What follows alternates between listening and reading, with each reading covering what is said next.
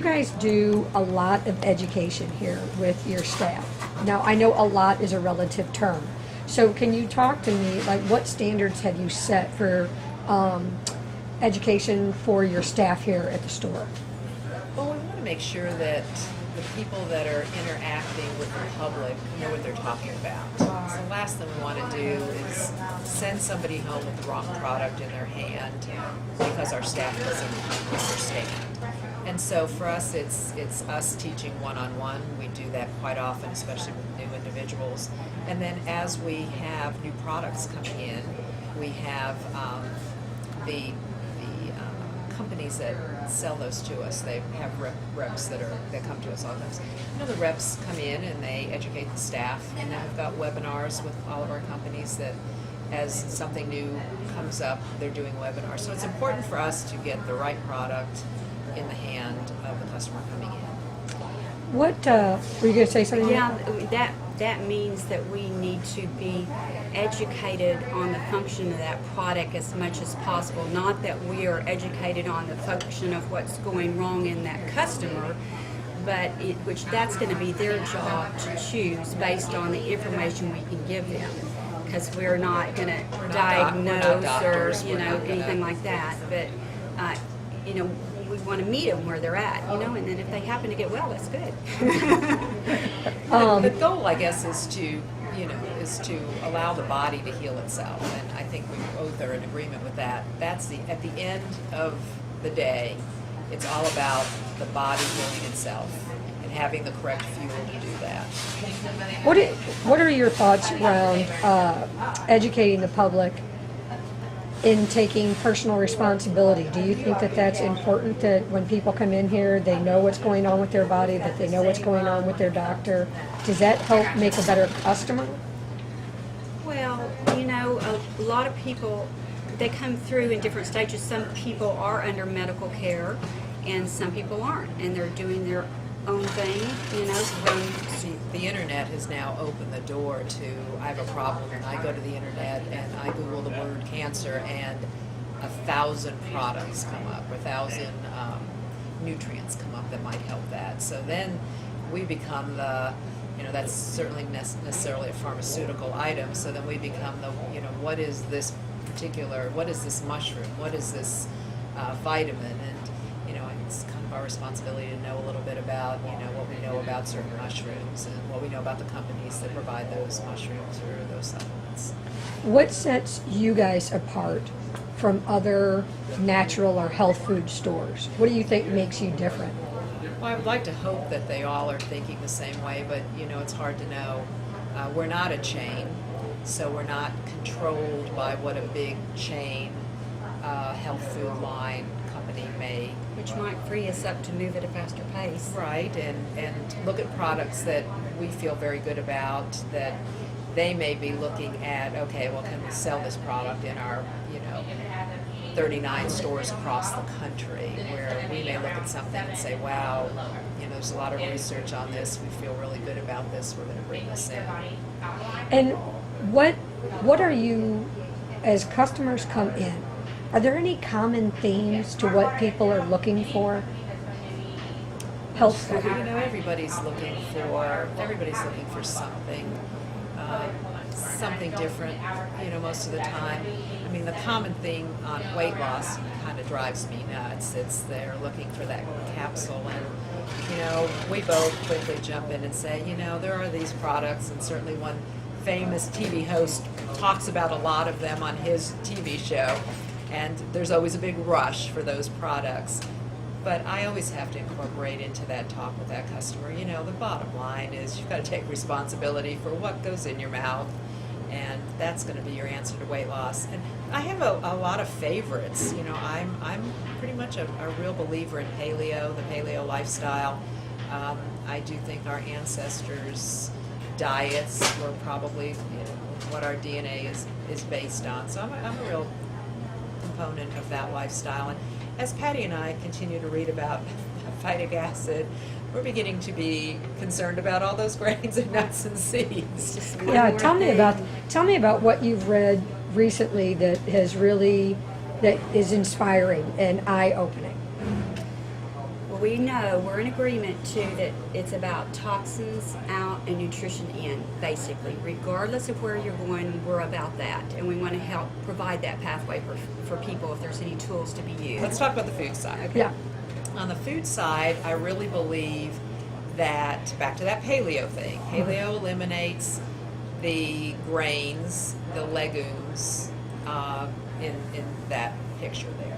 And what we now know, and that's our new revelation, what we now know is phytic acid has a big impact in how well the gut breaks down these nutrients that are coming from beans and coming from grains and absorbing the nutrients in those.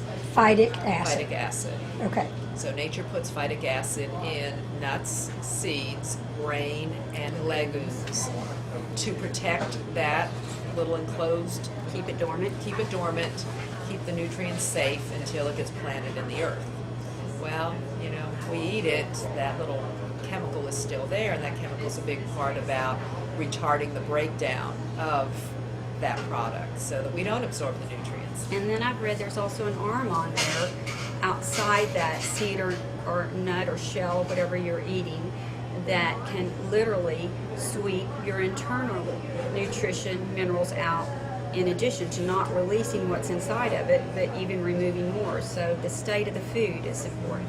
So that's what, so those are the things we look at. And so now, from a buying standpoint on the grocery side, I get excited when I find breads that have been sprouted, because in the sprouting process, you're releasing the phytic acid.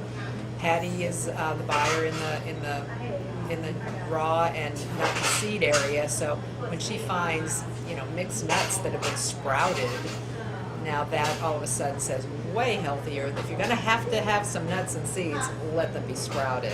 So it's that, we learn a little bit along the way, and we incorporate what we've learned into what we talk to our customers about, what we bring in.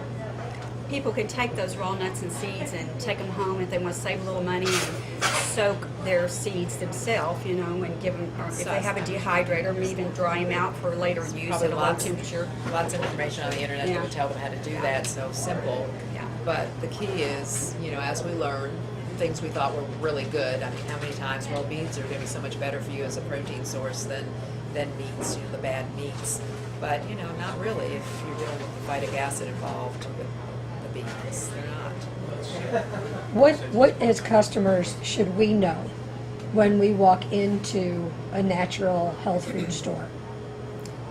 Life has changed, through the years, and our food supply is not what it once was with our grandparents. And what was generally regarded as safe is an issue with everything we're consuming now and everything we're touching. And how many chemicals do we have here on planet Earth that we didn't have, in our grandparents' generation? So what was once generally regarded as safe now is taking on a whole new meaning.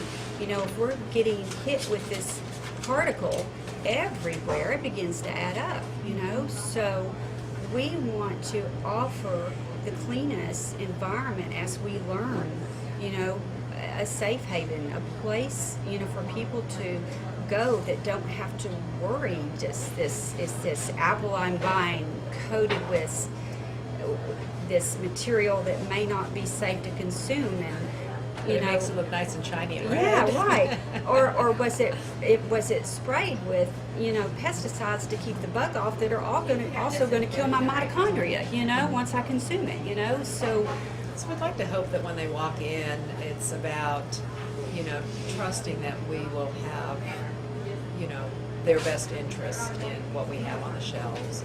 in the vitamin areas too, I'd like to say one other thing. I remember a scare a while back. When an article came out on vitamin E. It was really bad for you. And as I began to dig out that issue, that's when I realized, not all vitamin E's are exactly the same. We've got synthetic vitamin E that might be made from a petroleum product, and we may have vitamin E that comes from a natural food source. Do they absorb the same? And what was used in the study, So it's about constant educating and getting to the bottom of the story. You got to know the details. You got to know what's, in the fine print at the end of the story. That's great. You said something the other day that I'd like to close with, and I'd like your comment on. You guys, Marianne, I think you said it. We are trying to take natural and health food stores to the next level, and I think that's an incredible statement and mission to have. Can you tell me what you meant by that? Well, it's pretty much what we're talking about, and that we've said throughout the whole interview. Years ago, isolates were good vitamins, and then we learned that actually getting your vitamin coming in a capsule in a bottle was so much better if it was a company that created food. And we took that to the next level, and our isolates are slowly dropping off the shelf. And the same, we thought natural meat without antibiotics and steroids were the way to go. Now we're learning that if you don't worry about the omega-6 fat in natural meat, you miss the picture. You need the healthy omega-3 fats in grass-fed meat. So now we're offering that, and we are trying to, minimize the other and just move people to that next step. So I think, along those lines, that's kind of our direction. So for those people who won't take responsibility, you take some of that on, but you are suggesting that people keep doing their research as well. People really do. You need to do your research. You need to learn, because if you don't, knowledge is power. That saying is really